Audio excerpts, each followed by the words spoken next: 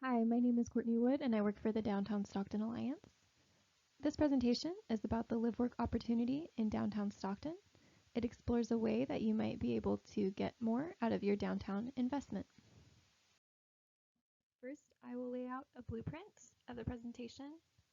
We'll talk about the problem that we're facing in the downtown real estate market. We'll talk about the live-work opportunity that arises from that problem. I will define live-work. I'll discuss the process involved when you are interested in converting your office space to live workspace. Then we'll offer you a few tips and provide you with a list of helpful contacts. I also want to let you know that throughout the presentation there are clickable links, so please be aware of that. The problem that we're facing in the downtown Stockton real estate market is that we have a plethora of office space while we have relatively limited residential space. Since the market is flooded with office space, we have a large number of vacancies in the area, which means that property owners are losing money on their investments here. So there's an opportunity to take that office space and convert it to live workspace. This will bring business owners here to live, which means they'll spend their money here. Additionally, their customers will come to downtown and spend their dollars here as well. So you may ask, what is live work?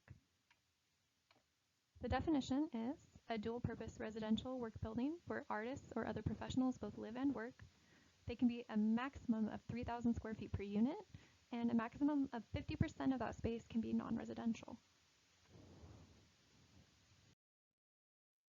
Who is live work for?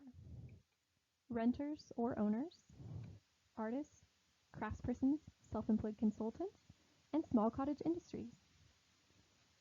A tip is that businesses don't have to acquire a home occupation permit if they're using a live work space. Typically they would need to if they're operating out of the place that they live, but if the space is qualified as live work, they don't have to. People who use live work spaces can be self-employed individuals or people living and working together as a group. People who are working together in a group can have shared workspace and equipment related to their work, or there can be individually owned equipment inside each person's private living area. Where is live work allowed? It's allowed in the following zones: commercial office, commercial neighborhood, commercial general, commercial downtown, and light or limited industrial. Looking at this map of downtown, you can see the red is commercial downtown, blue is general industrial, light blue is light or limited industrial, and tan is commercial office.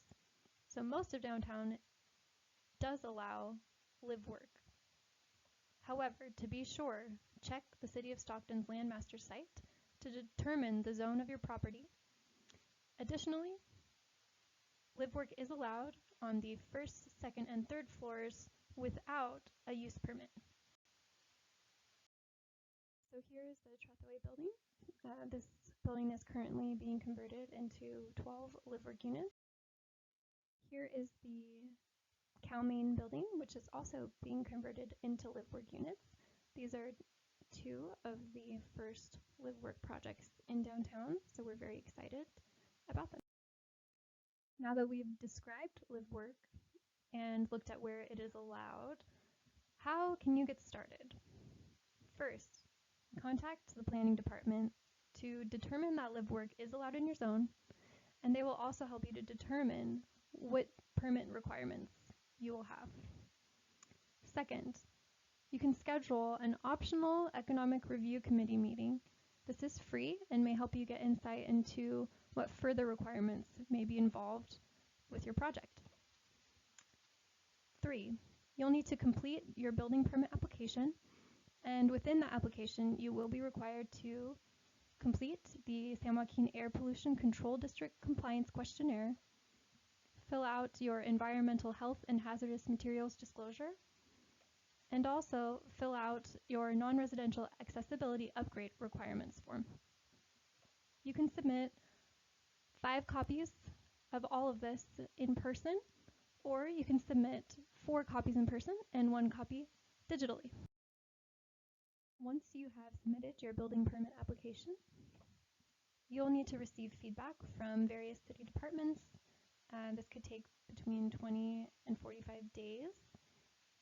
If there are any issues, you'll need to resolve them before moving forward. But once you have resolved any issues that arise at this time, you can go ahead and begin your construction and renovations. Then you can start vetting potential tenants to live and work in your spaces that you're creating. The next step is to pass your final inspection, and once that's done, you can begin leasing. Here are a few tips regarding building requirements for live workspaces. First, live workspaces have to abide by the 2016 California Building Code Section 419 and Section 420. Additionally, they have to abide by the California Plumbing Code Table 422.1. Now we have a few tips from the city's plan checker regarding live workspaces specifically. So no more than 5 non-residential workers are allowed in the workspace at one time. The non-residential space has to have restrooms and plumbing. Live workspaces have to have fire sprinklers and fire alarms. There also must be adequate fire separation between the live work units. There can be no more than 125 feet from the farthest project point to a safe space outside, and there must be an emergency exit from each room to the public right-of-way. Finally, dual-pane windows are required for energy efficiency, but there may be certain exceptions for historical buildings. If you have further questions or more specific questions, please contact Rodrigo Flores, the city plan checker. He's very helpful. Now we have a few tips for approving tenants. First, make sure that any potential tenants have business types that are approved in your zone. Check the city's development code, table 2.2, and this little sign here is actually a clickable link to the website that shows the table to make sure that the business type is approved. Also make sure that your tenants have business licenses. If they don't have one already, make sure they're applying for one at the City of Stockton Business License Department. And this image that it just came up is the clickable link to the Business License Department website. If you're still unsure if the business is approved in your zone, then contact the Planning Division by the phone number there, or visit their office at the address listed here. Here are a few helpful contacts. From the building department, we have Rodrigo Flores, the city plan checker, and John Schweigert, the deputy building official. For planning, we have Kevin Colin, the planning manager. From the fire department, we have Phil Simon, the fire marshal. From engineering, we have Willie Wong. For the Economic Review Committee, we have Nicole Snyder. And lastly, we have a general number for the permit department. Thank you for listening to this presentation, and we hope that you will be inspired to convert your downtown properties to live work.